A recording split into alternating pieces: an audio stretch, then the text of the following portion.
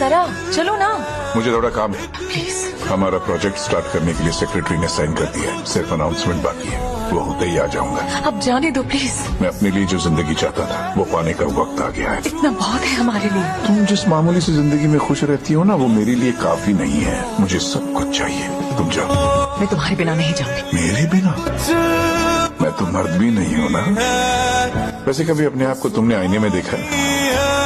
मुझ पे प्रेशर डाल डाल के क्या हालत बना दी है मेरी।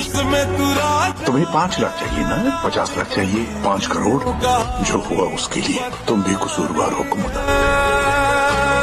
सच्चाई सुन के दर्द हो रहा है। जब पैसे नहीं दे, तुम्हारी तरह ये पूरी दुनिया भी मुझे एक लूजर के अलावा कुछ नहीं समझती। कभी समझने की कोशिश की कि मुझे बच्चा क्यों नहीं चाहिए। नहीं चाहता तो मेरा बच्चा भी वही समझे, इसीलिए।